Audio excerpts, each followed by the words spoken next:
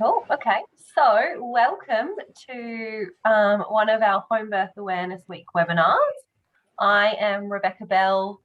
I am a doula in Sydney and I am a volunteer on the Homebirth New South Wales committee. So this week we are celebrating Homebirth Awareness Week and we're so excited to be hosting a week full of beautiful virtual events to give you insights into various aspects of home birth and also just birth and motherhood in general. So you can go to our website, homebirthnewsouthwales.org.au, and to the events tab, and there is a list of all the different webinars that we've got on this week. There's some really beautiful ones. So I would encourage you all to come to any that you can. And as we just mentioned before, these are recorded. So if you can't make it, you'll be able to watch them back on our website at a time convenient to yourself. So I just wanted to give you a little bit of background on Homebirth New South Wales.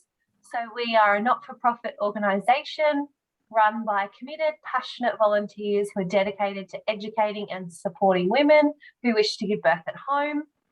Our mission is to enable improved accessibility and affordability to home services in New South Wales and indeed Australia-wide for all families that want it. Homebirth New South Wales provides families with information and support in their pregnancy and birth journey, including linking women to an incredible list of home birth midwives, doulas, birth photographers who want support home birthing. Homebirth Awareness Week is an international event where we aim to shine light on the safety and the incredible benefits obtained by birthing at home and support those who are seeking home birth by welcoming them into our local and statewide communities. Home birth is a very safe option for low-risk women who are wanting to have a more natural birth and reduce the risk of birth interventions. So birthing at home with a home birth midwife is as safe, if not safer, than birthing at a hospital, and it reduces your risk of maternal morbidity by birthing at home. And it also, the statistics are crazy. The reduces the chance of severe perineal tearing, a birth resulting in a cesarean section, instrumental births, inductions, epidurals, all of those kinds of things, and increases your likelihood. I think it's like 60% more likely to have a physiological vaginal birth. And it's all happening in your own home, which you're very familiar with a skilled care provider. One other thing I just wanted to mention is that we are hosting a raffle as well. So the raffle raises funds for all of the work that we do. So tickets are $20. You go in the running to win one of 4 prize packs, each are valued at over $1,500, including a beautiful donation by the Organic Merchant girls here. They've got, some really beautiful things. There's a birth photography package. There's lots of books, postpartum meal packages, childbirth education, etc. So that all can be found on our website or through links on our socials. And at the end, I will just pop up a little screen. Active Truth are a maternity wear company, and they've provided everybody with a $50 voucher to put towards their products. So I'll pass over to the beautiful Organic Merchant team. Thanks, Rebecca. Firstly, thank you so much for having us. So my name's Sarah Parker and I'm the Marketing and Partnerships Director at Organic Merchant. And I'm going to be introducing the beautiful Shalom Arjan in a second and giving you a bit of a background on her. And then she's going to take you through some information around herbal remedies for pregnancy and beyond. So firstly, just a little bit of information about Organic Merchant. So we are a holistic wellness brand, and we produce naturopathically formulated teas, tisanes and cacao powders. We also create or offer glass teaware and ritual products. we're very much aligned with everything that Rebecca was talking about in terms of, you know, natural experiences and kind of following the body's intuition. And I think Shalimar will talk you through that throughout this session. But this, our webinar is kind of the first step in some thought leadership programs that we're starting to run, and some education programs, because it's a really important part of how we want to grow our brand and our business. So Shalimar, if you want to just quickly jump through to the agenda. Yeah.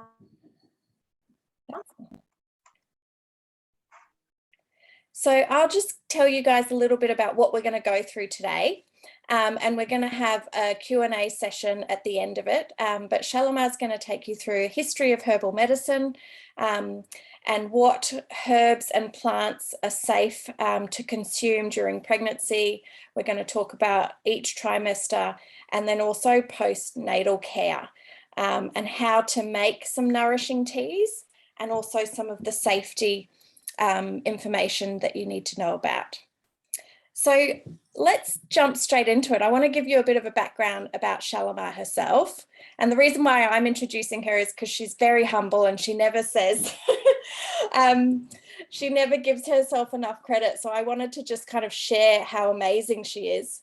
Shalimar grew up in a small coastal town in Western Australia, where she really, where an immense reverence for the earth's natural beauty was instilled in her. So she then studied horticulture and then naturopathy, where she married both her passions of nature and then understanding the healing powers on the body and the environment. So while practicing as a naturopath, Shalimar began making her teas as part of her treatment offering, and they became so popular that she started selling them at the Paddington markets.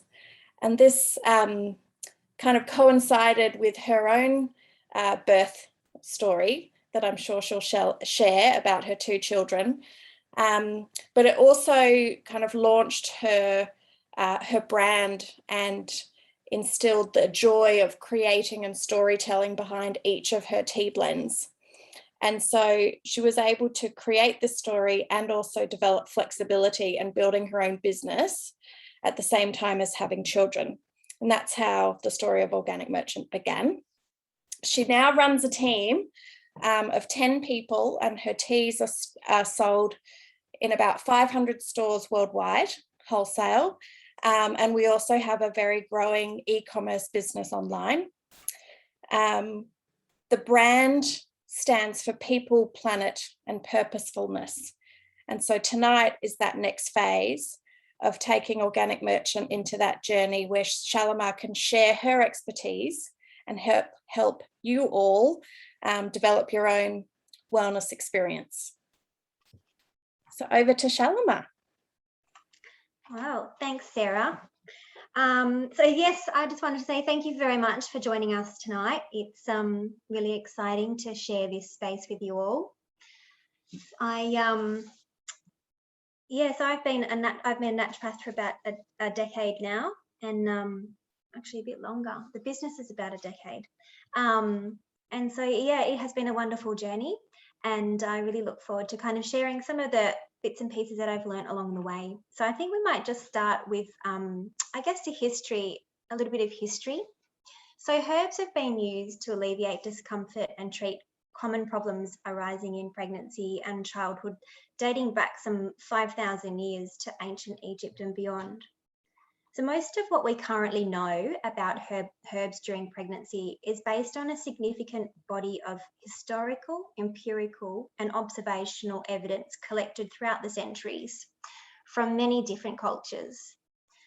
Today, the use of herbs for the treatment of minor pregnancy symptoms is very common, and studies and surveys estimate that up to 45% of women use herbal therapy at some point during their pregnancy.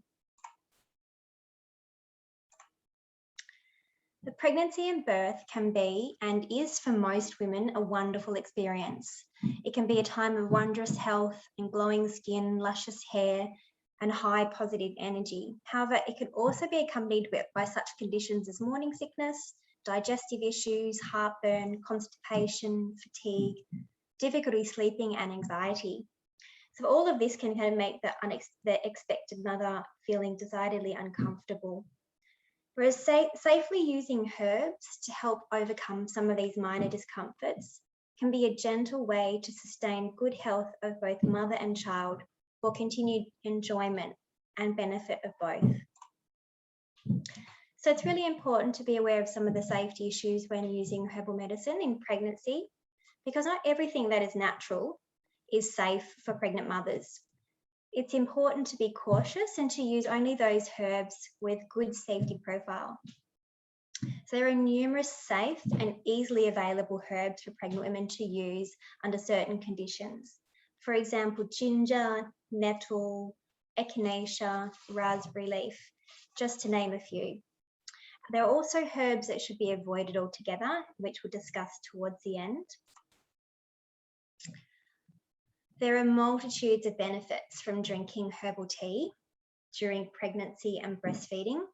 A few include self-care and connection, hydration, and nutrition.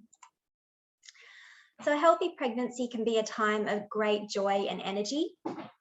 Pregnant and breastfeeding women may find that something as simple as a daily ritual of drinking a nourishing herbal tea can keep them feeling well and become a time of reflection and affirmation.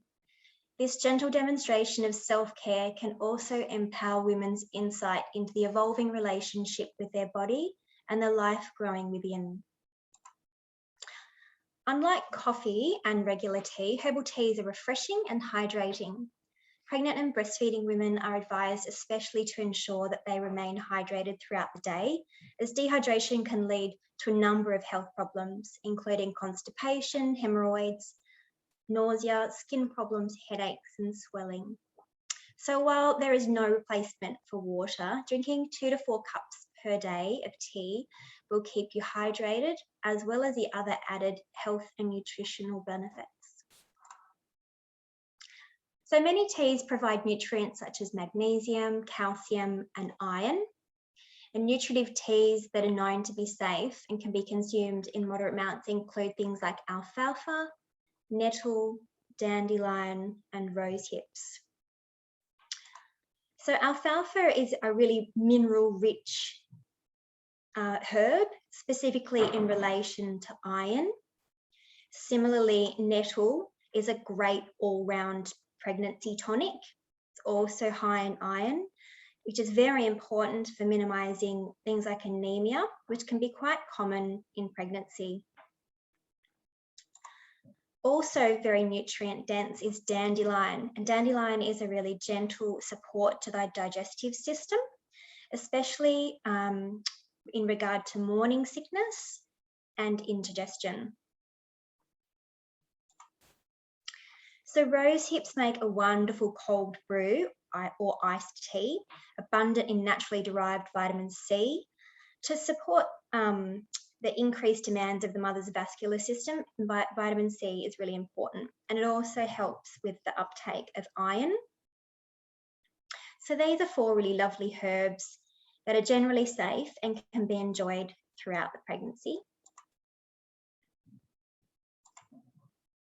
During the first trimester, the safest approach is to avoid herbs unless medically indicated or safely administered. So nausea and vomiting of pregnancy, NVP, also known as morning sickness, is actually one of the biggest problems faced during pregnancy. So usually morning sickness occurs in the early stages, but it can actually run over the full term of the pregnancy. A number of herbal infusions have shown to really help ease morning sickness and prevent nausea. So these include things like peppermint, where the menthol has a really natural cooling and calming affinity on the digestive system and really helps with nausea and vomiting. One of the most commonly used herbs for NVP is ginger. And this is due to its antispasmodic actions, which allows smooth, rhythmic muscular action rather than cramping actions. It is heating, so it's brilliant for cold digestive issues and best avoided in heated conditions such as heartburn. Other herbs that can be safely used for stomach tension, nausea and vomiting are things like lemon balm, chamomile and spearmint. As we move into the third trimester, sleeplessness, stress and anxiety are quite normal as the body changes and the emotions fluctuate. Herbal infusions can help calm the nervous system, reduce stress and anxiety, and improve the quality of sleep in these later stages. So one of the most beautiful female-centric herbs available to us are rose petals, which are useful in alleviating insomnia, reducing tension and anxiety around childbirth, preventing postnatal depression, increasing the strength, elasticity and integrity of the vasculature, soothing the digestive tract of both mother and child, and also treating urinary tract infections associated with pregnancy. Other herbs for sleeplessness, stress and anxiety include lavender, lemon balm and chamomile, which also has the added benefits of being a beautiful digestive herb, but it has some safety cautions as it's a mild emmenagogue. So when we move into preparing for birth, herbs that are used in this last trimester that help to tone and prepare the uterus for birth are called papas preparators. They have a history of being used to facilitate the rapid and easy delivery of infant. So raspberry leaf is one of the most common uterine tonics that can be used in all stages. And then continuing to consume raspberry leaf after labour helps the uterus back to its normal size, shape and elasticity, and is also a galactagogue, assisting in increasing and enriching the milk supply after birth. Raspberry leaf has been traditionally used for thousands of years as a uterine tonic during pregnancy and to facilitate birth. It is both a prurient and an astringent, toning the uterine membrane and strengthening both the pelvic floor and the uterine muscles to assist in childbirth. Its toning action increases contractility of the uterine wall and makes for more effectual contractions during labour. Raspberry leaf is also a nutritive to both mother and child, containing a rich assortment of vitamins, including vitamin B complex, and minerals, including calcium, iron, and magnesium.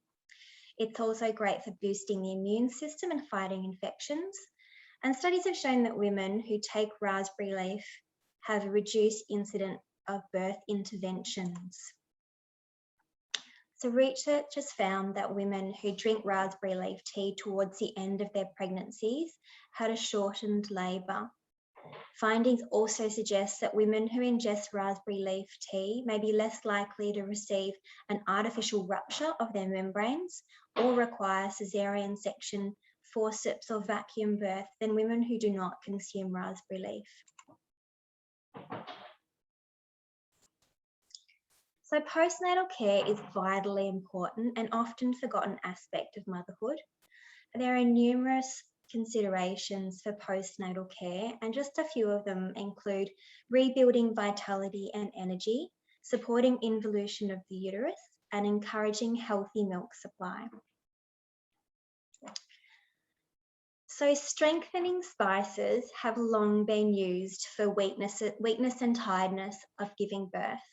To replenish energy after birth, you can make a delicious decoction of revitalizing spices using cloves, cardamom, ginger, and cinnamon. And these spices can be added to food during this postnatal period as well. Shatavari is a highly regarded reproductive tonic for women's health. It is one of the best known Ayurvedic tonics for women after childbirth. This rejuvenating herb is wonderful for balancing hormones. It's highly nutritious, excellent at strengthening and supporting the nervous system, preventing postnatal depression. It enhances and enriches milk supply, promotes healthy energy levels, soothes the digestive tract, and boosts the immune system.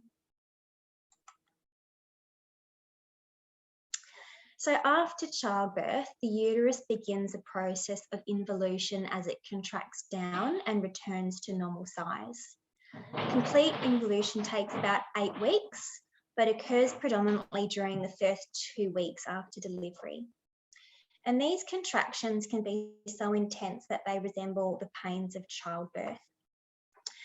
These after pains tend to start immediately after birth, often lasting a few days, but some women experience them while they're breastfeeding as the release of oxytocin stimulates and assists involution of the uterus. This process can be aided using herbal infusions, herbs that generally speed recovery of birth and aid the uterine involution and relaxation include raspberry leaf, chamomile, ginger, lemon balm, and lavender. Now, most mothers are actually capable of making bountiful milk on their own without any help from herbs, but if you have a low milk supply, galactagogue teas may be helpful. These herbs have been successfully used for centuries to stimulate milk production and enhance and enrich the milk supply once started. They include things like goat's root, cinnamon, fennel, star anise, raspberry leaf, shatavari, basil, and nettle. The goat's root is one of the most widely used internationally as a galactagogue. It's got a slightly bitter taste, and mostly women will notice a difference within a few days. However, it may take 2 to 3 weeks to notice the effects. Any women with gestational diabetes or any blood sugar levels issues, I just need to kind of make a note that it is also does assist with lowering blood sugars. Many of the herbs that enhance milk supply have properties which are also antiseptic and antibiotic, as well as antispasmodic. So not only are they nutritious and balancing herbs, but they will also pass through the milk to your baby, helping to boost the baby's immune system, soothing digestion and indigestion and colic, and reducing any tendency to tension. So other herbs which can pass through the breast milk include thyme, rosemary, chamomile, peppermint, yarrow, marjoram, elderflowers, and garlic. So these can all be specifically used for minor infections such as coughs or colds, or for digestive issues in the baby. They can be taken as cups of tea or added regularly into your meals and cooking, and they will pass through the breast milk into the infant. So making nourishing teas is a really easy thing to do at home. Tea is actually one of the oldest and most popular forms of herbal preparations. So a herbal infusion is just actually a strong tea, and it's prepared using dried plant material that's been covered in boiling water in a cup or a teapot and steeped for a period of time. So typically that time is 10 to 20 minutes or even overnight. If you do an overnight steep, that'll extract more of the nourishing minerals. And infusions are really easy to make at home. It's just by the cup or by the litre. All you really need is a good supply of properly dried herbs, and my preference is organic if possible. So in general, you just use 1 teaspoon of dried herb per cup of boiling water. You steep for 10 to 20 minutes and keep the tea covered while it steeps. To achieve gentle health benefits, consume 2 to 4 cups per day, depending on the herbs. The 1 teaspoon per cup rule is simply a starting point. Some herbs will require a little more, for example, nettle. Exact measurements aren't really that important for most herbs, but if you're concerned, you can check with your healthcare professional. If you find the taste is too strong, you can just simply add a little bit more hot water after it's been steeping. The other option, which is good for time-poor mothers, is making a litre at a time. So all you really need to do is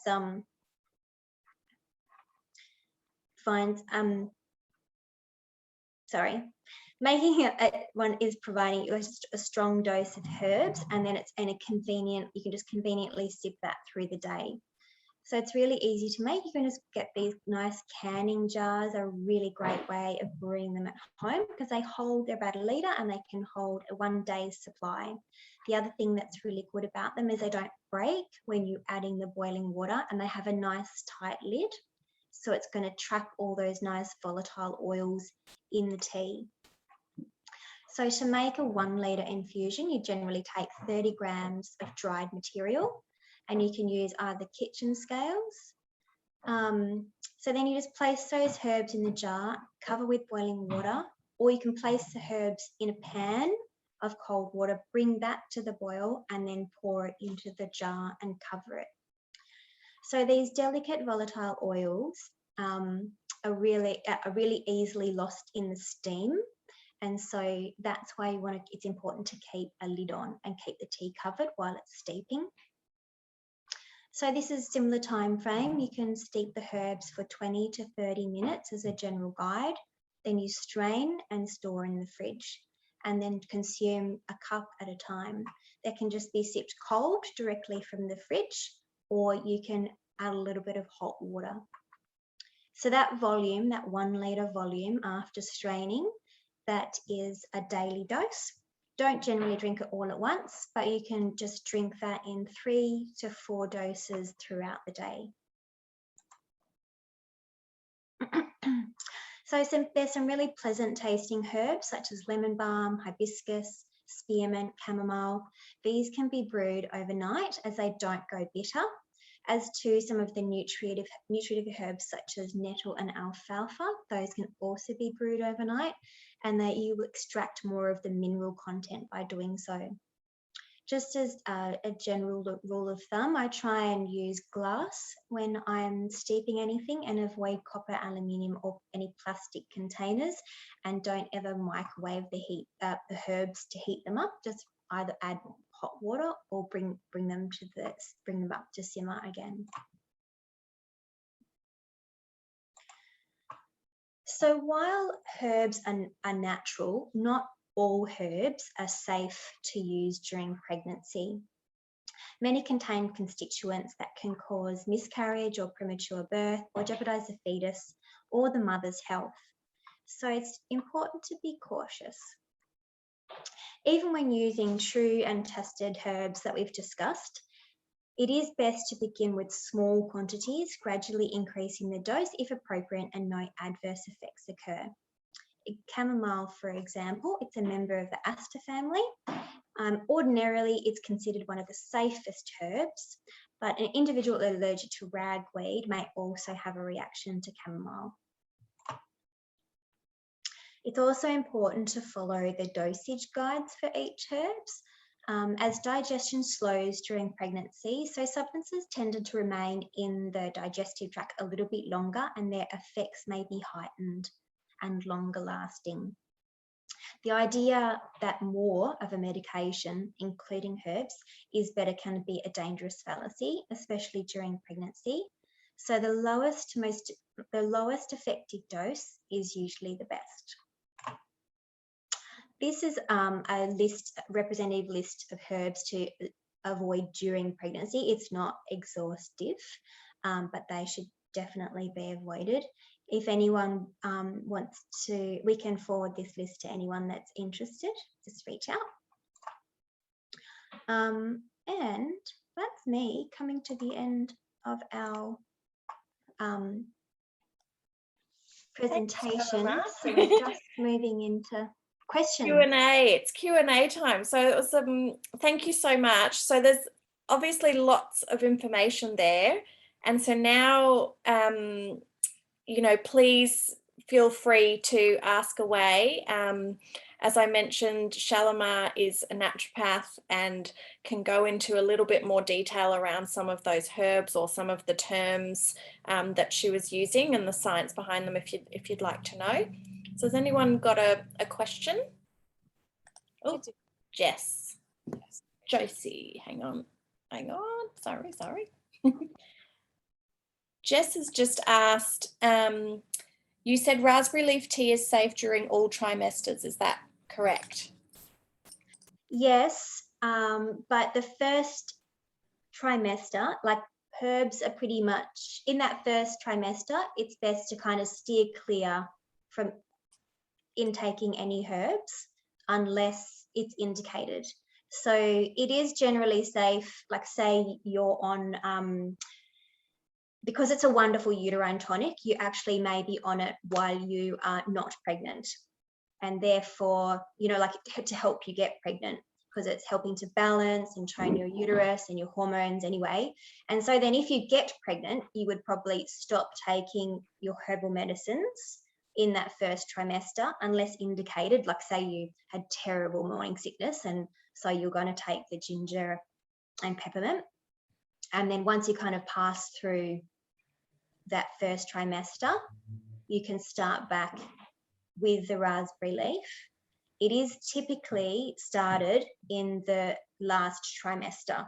So you can start really taking, you know, like 4 cups a day in that. Yeah, Alice has got a question. Sorry, Shalimar. Alice is just asking, do you recommend a particular dosage? So I just thought I'd mention that as you're talking about dosage. Oh, yeah. So it's yeah, it is. It's just that very general rule of 1 teaspoon per cup. So if you're drinking 4 cups a day, it'd be 4 teaspoons worth type thing.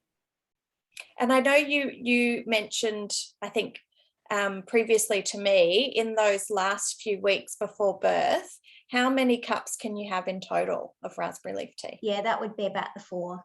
Yeah. Okay. Yeah, a day. Yeah.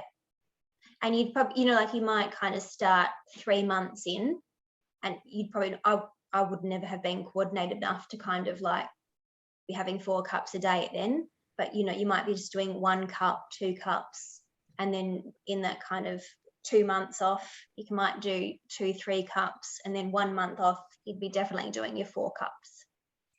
There's another question here that says, with your blends, you mentioned 1 teaspoon a dose. So could you make a pot? And because it's a blend, you're likely getting slightly less than 1 teaspoon. I just made your gorgeous sleepy restful tea, but I never measure. I have a huge teapot. Yeah. So a cup in English terms is 200 mils. So if your teapot, just measure how, like, you know, like get another measuring canister, tip the water in one, and then you can kind of see exactly how many mils your teapot is. So if you measure it out into a measuring cylinder and you've noticed that it's a 600 ml teapot, then you know it can take 3 teaspoons. I always put an extra 1 in for fun, so I would do. Which are probiotics safe? Yes, during pregnancy, and there's a lot of evidence out there for taking very specific ones if you are prone, like you are prone or your husband is prone to allergies, so you can actually kind of lessen the risk of the infant developing allergies if you start pre-treating yourself before they're born. And I've got, is it safe to have echinacea for all trimesters? Again, I'd just be cautious. As a blanket statement, I'd be cautious of the first trimester unless you're working with a practitioner. And then in the second and the third trimester, yes, it's generally safe. Thank you. And then are there herbs specific to increasing low platelets, which can sometimes be linked to PPH, postpartum hemorrhage? The only research that I've really read is about like iron in postpartum hemorrhaging. Platelets, I'm not specifically sure of the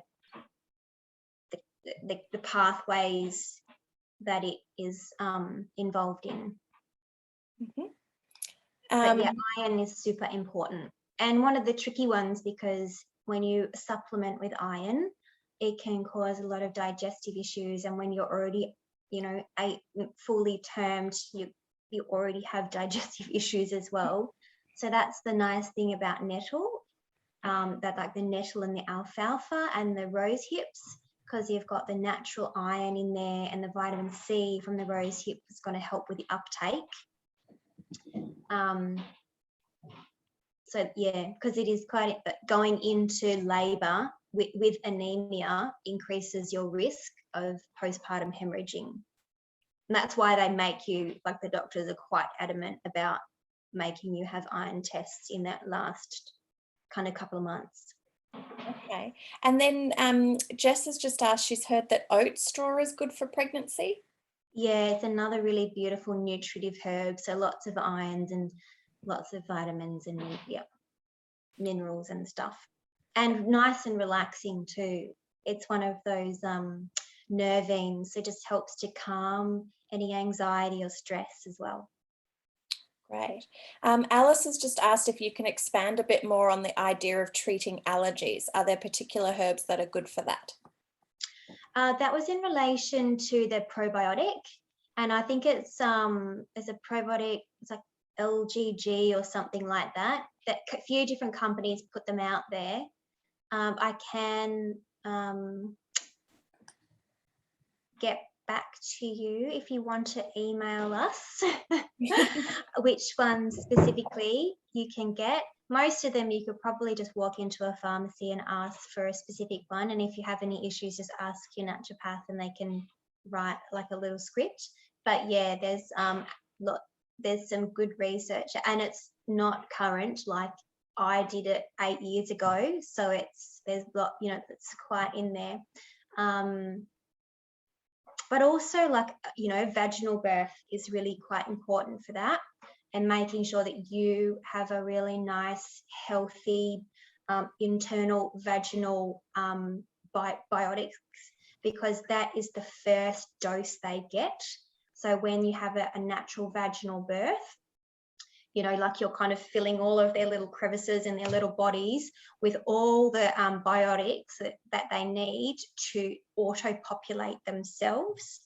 Don't know if there's any doulas or midwives in the field, but I know overseas they're actually pre-harvest. If you know you're going to have a C-section, they actually pre-harvest I don't know what to call them other than vaginal juices.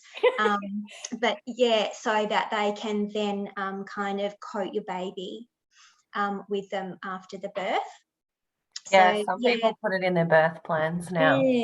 Yeah, so it is quite that we're learning so much about who lives with us and on us, you know, like it's something like 4 kilos of us is not us. It's like a friendly team. So yeah, it is really important. And Donna would love to know what herbs are good for swollen feet. I had that. I would love to know. Yeah, or any of the diuretic herbs, but even things like celery.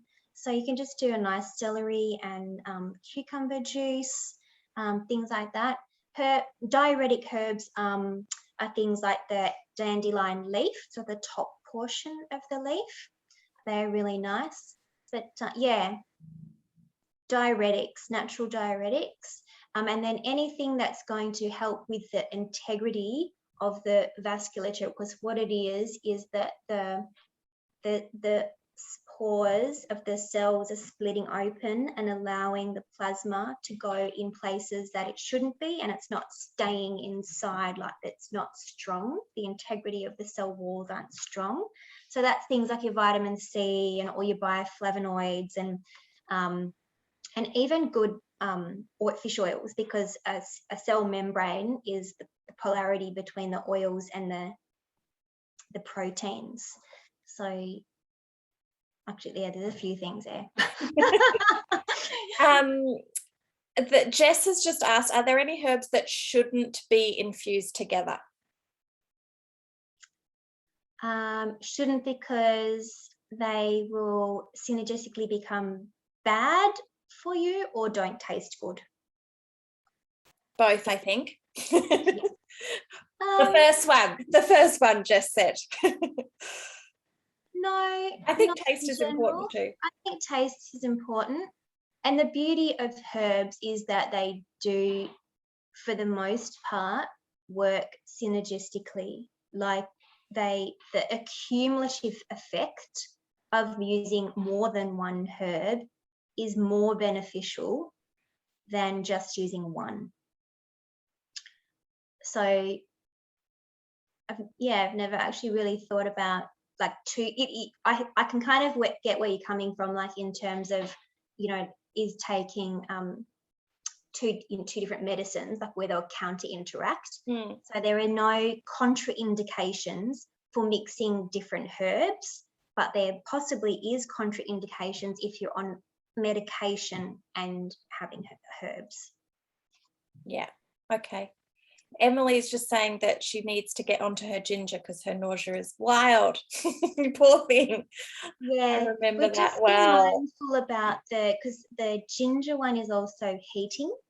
So if what you're experiencing with the nausea is other hot conditions, so reflux or heartburn, then maybe try the peppermint.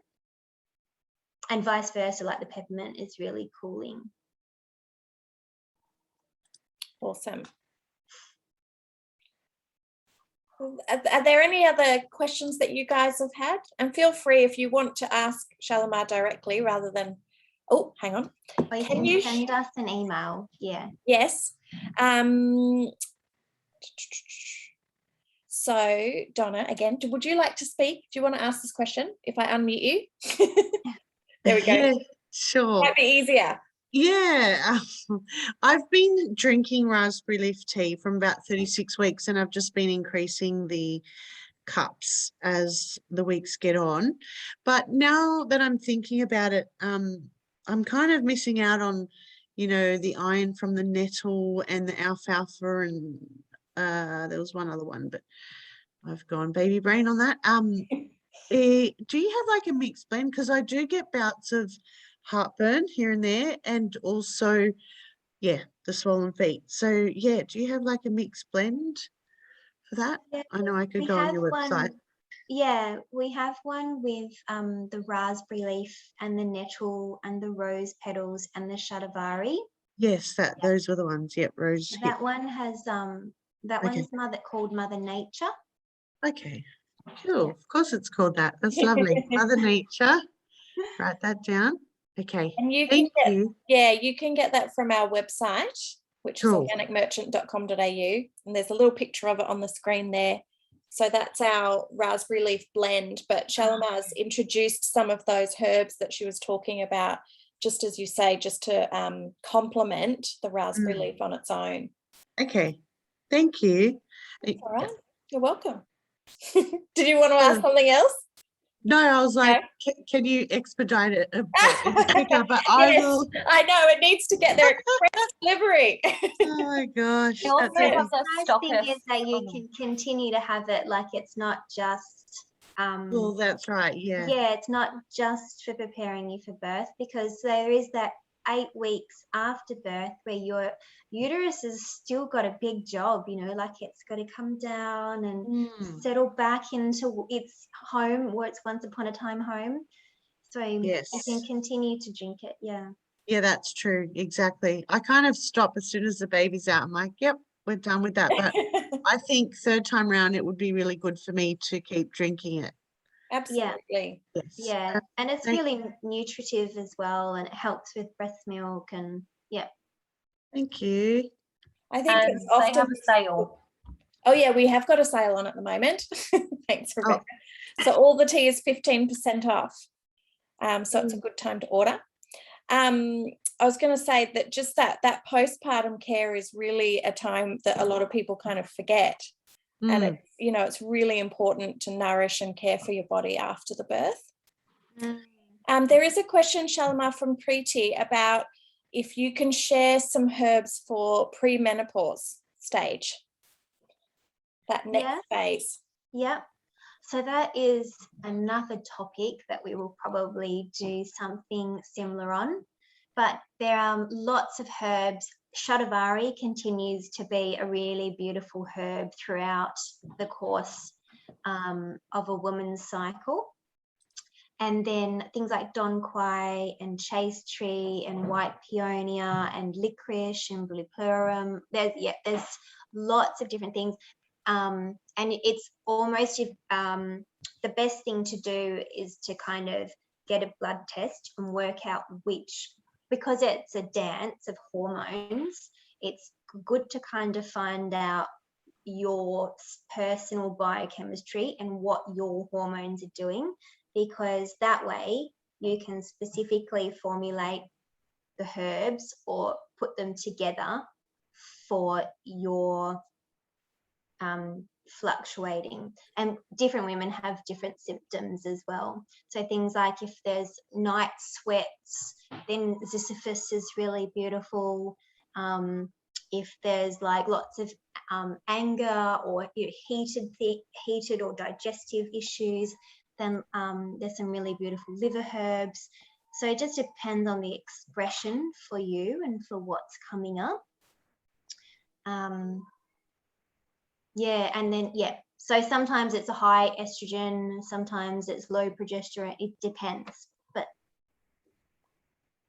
we'll have to do another talk. Yes, there's a lot. I mean, there's so much to do with women's health, and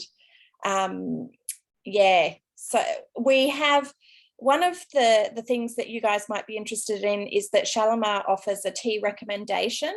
So on our current site, you can actually complete a form and she can put together a personalised tea recommendation. And we're also about to launch a new site where we will be, in the next few months, we'll be opening up kind of appointments with Shalimar so that she can begin practicing again. So you can also have one-on-one naturopathic consults, which is exciting. Jess has said, yay. Thanks, Jess. If you just flick onto that next slide, Shalimar, I think it's got our web address just so that everyone's got it. Yeah, there we go. And you guys can email us as well at info@organicmerchant.com.au if you have any more questions or anything. Oh, thanks, Emily. I just realised, Emily, who you were right at the end. I was like, sneaking suspicion. We know Emily. Emily stocks our tea. She's so lovely. And you're having a baby. It's even more exciting. Yay. So thank you so much. Does anyone else have any more questions before we wrap it up? Surprise baby for me, so this is all fabulous information. Thank you. Oh, that's so exciting, Emily. Congratulations. That can happen. Oh, I know. Yeah, that was like me. How did that happen? Yeah. Oh, well, yes, you'll have to, we can send you lots of things and help you through it all. It'll be so good. All right, well, thank you so much for joining us, everybody, and we hope that you were able to take some interesting information away with you on kind of herbal remedies to support you throughout your journey. And please get in touch with us if you have any other questions after this, and we'll share the recording with Rebecca and she'll be able to send that around to you all. Thank you so much. And thank you, Rebecca. Did you want to say anything? No, thanks for coming. That was beautiful, Shalimar. Thank you so much. I was on your website buying herbs while you were talking about it. Oh, awesome. Thanks, guys. And thank you for staying with us in the evening. Have a lovely night. Yeah, thanks, guys. Thank you. Yeah. Bye. Thank you. Bye. Good night. Bye. Bye. Bye.